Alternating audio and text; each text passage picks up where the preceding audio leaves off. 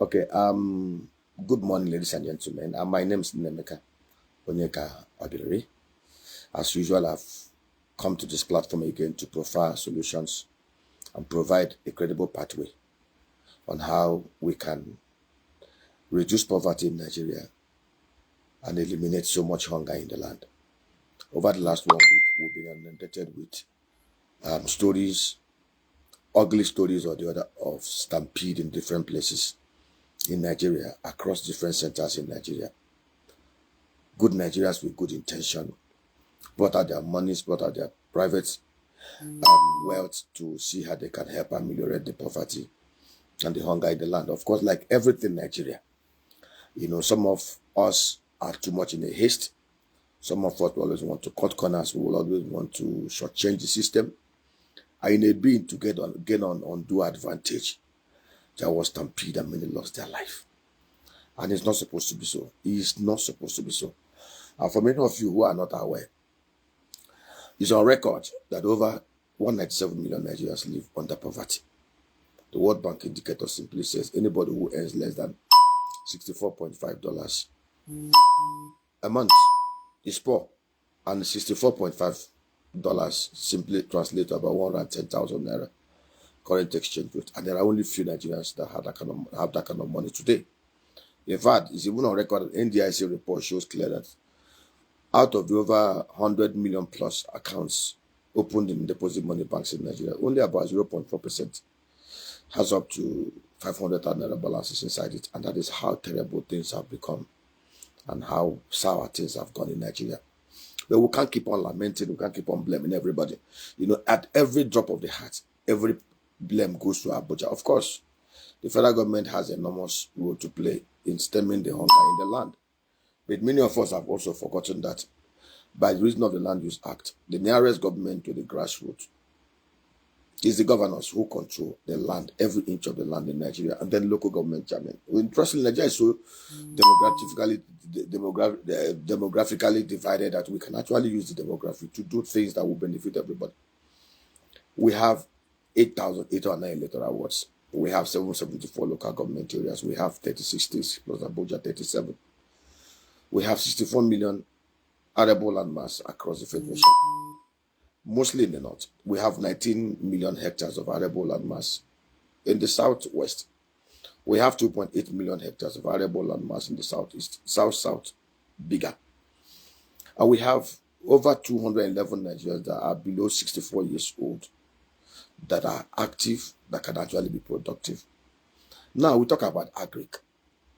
The fastest route to poverty reduction and eradication of hunger in Nigeria is through the high-tech mechanized agro-development. Every year we hear governors, we hear local government chairmen, we hear federal government talk about, we have diversified. Diversified to where? If we have actually diversified the economy through the lowest hanging fruit, through agriculture, we actually, truthfully, the way it should be done, we won't be where we are today. Subsistence farming is not the way to go. For most people who do not understand, for those of us who are Christians, who studied the Bible, when God started creating the work of creation, plants and trees, herbs, food, things that are produced, the herbs of the field, were first of all created before mankind. And after man was created, Adam was planted in the garden, and God told Adam, take care of the garden. Agriculture and agro practices is not something that you just open the ground, put crops, and then we expect it to just germinate and harvest. Agro practice is just like the way an agronomist or an agripreneur tends to his crops. Is the way a medical doctor tends to a human being. Agri had gone beyond the level of shepherd women into the bush, people into the bush, clear bush, bomb bush, till the ground, plant things. We need to be very scientific and honest with ourselves. The Netherlands, they do $128 billion worth of agro export, $124 billion worth of agro export. They do over $600 billion revenue, 18 million people. The arable land mass there is less than 2 million hectares. We've advocated several ways we can help mitigate the hunger, reduce the hunger, eliminate poverty in this land. I am privileged to chair one of the biggest agro companies in the Southeast Farms and Agricultural Processing Company Limited. We have over 57 hectares of land bank, fenced and gated, with borehole and other facilities to make agro practice very interesting, very profitable, very swift. We've advocated, if the governors are sincere, if the local government chairmen are sincere, we can help them across the federation. See, for us to practice agriculture in such a way as it is practiced in Netherlands, in other places where wealth is created, we need to do it the same way. We cannot reinvent the wheel. 2023, I came to Cape Town for the Energy Week. While we were coming into Cape Town, it was the time the farmers in South Africa were having their week. 125, 127 private aircrafts owned by farmers. It wasn't private aircraft to show off. It was aircrafts that were used for agri practices.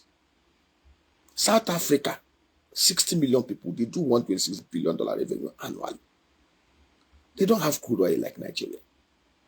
And we need to do this and do it well. And we've begged the governors, we've begged local government chairmen. It's not enough. Some people, they call uncle, we've donated palm trees to the communities. Let us stop doing this nonsense. Let us stop create this charade that will call. See, let me tell us. In every of the electoral wards in the Southeast, across Nigeria, we can do agro-industrial parks.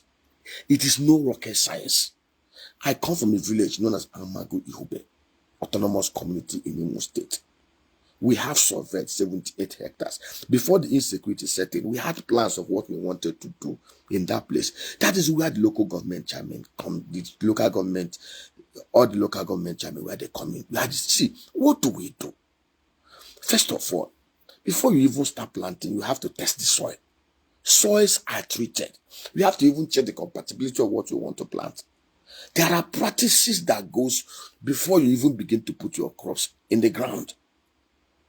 You tend to see most of our farmers, the women, the young men, don't even understand these things, and they need to be educated. They need to be trained, and that is where government comes in. Security needs to be provided. Infrastructure to do industrial borehole costs a lot. No single farmer can do it.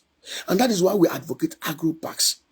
If, for example, in every ward, you have 200, 300, 100 hectares of agro-park, what is the essence of the agro-park? You don't even need to fence it around with the wall.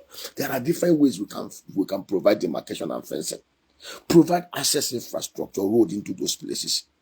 Provide industrial boreholes. We will second agronomists, people that are well-trained, that will help to educate the farmers we are going to recruit. In every autonomous ward, we can raise about 200 to 300 farmers that will make millions every year. They will make millions. They will provide enough food across the full value chain, cash crop, food crop, in such a way that we can generate nothing less than $250, $350 billion in this economy. Such a way that we can have domestic food self-sufficiency. There's no difficult thing about it. We are doing it on our private level. Okay, look at the one that happened in Okija. Obi Jackson, a very good man. He had been doing this thing over the last 20 years. There is no year the man does not spend billions of naira taking care of his people. Every August, every December. And in fact, the man has even gone far. Because he had done, see, as I'm talking to you, I'm privy to this because I know. The man had even brought out over 20,000 square, 20,000, 200,000 square meter of land. 200,000 square to create mechanized, tech-driven agro practices for his people. The plan was to create so much value in that place that by within the next 1 year, you have over 100 youths fully empowered. Youths that will create value, millions, hundreds of thousands, millions of yam, greenhouses, pepper, tomato, onions, basic things, cassava, things that will add so much value under scientific and tech-driven agric. Not the nonsense we do every time. Things that are measurable, the impact assessment seen. with good agro practitioners. Just close your eyes and imagine if in every ward, if in every local government area, if in every enclave, every community, we have 20 hectares, 50 hectares, 100 hectares provided under this kind of arrangement. If private individuals can every year provide their land, get it, fence it, do borehole, so that to create agro-parks where people are empowered, where wealth is created. If people can spend their monies every year, 10,000s of bags of rice, tens of thousands of bags of this, tens of thousands of Indomie cartons, every other food, just to make sure that people are taken care of palliatively, which is not even the solution. The man had even gone ahead to create a land bank of 200,000 square meters to see how we can train people, empower them in such a way that within the next 1 year, you have over 100 youths who are millionaires. Sustainable millionaires, not one-off millionaires, who will now grow, employ other people, expand. If we do 150, 20 hectares every year, and in the next 5 years, it's 100 hectares. And I sit down here. I don't know why it is difficult for our governors and local government chairmen to do simple things. I see, we consume on an annual basis hundreds of millions of tubers of yam. We can produce enough yam that we can cover our domestic consumptions 5 times within a year, 270 days. We can do over 20 million tons of parboiled rice in Nigeria. Vietnam does about 42 million tons of rice. Vietnam land mass is less than 100 land mass, about 300,000 square meter. 330,000 square meter. We can do 42. We can do 40 million tons of rice. We are practically doing about 5.3 million tons. Nigeria has no business buying a bag of rice at 120,000, 130,000. Let me tell you something that will shock you. It's something we are into. We know with the right agro practices, with the right industrial parks created, with synergy, shared facilities, the cost will drop.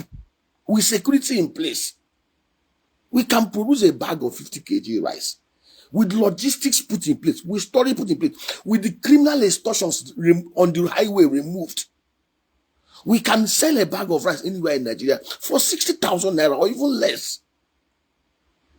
Beautifully parboiled, destoned and polished rice. We can do over $61 billion worth of cocoa exports. We can even make it up to $100 billion if we process it here. We can do over 5 to 10 billion, $20 billion palm oil value chain.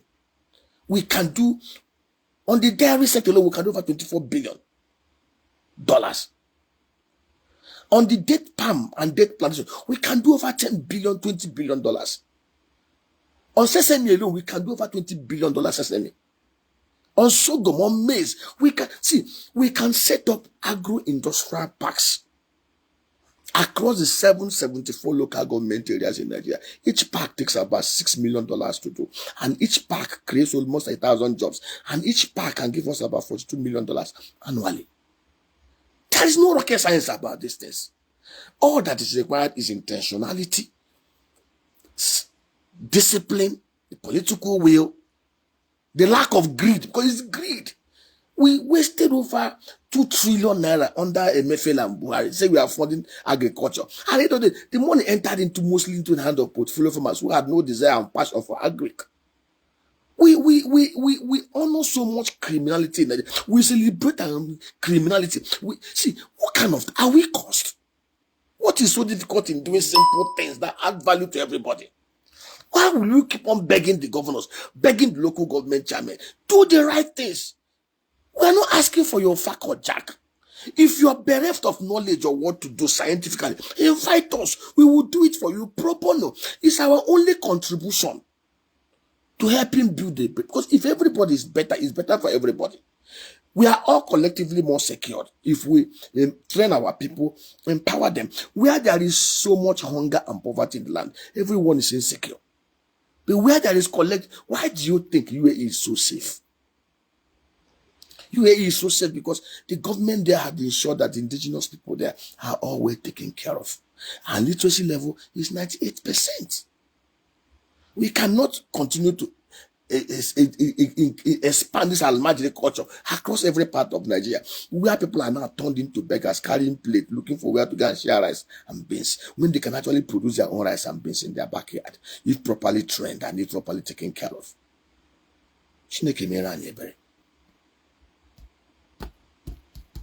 I've never seen this kind of thing. What kind of country is this?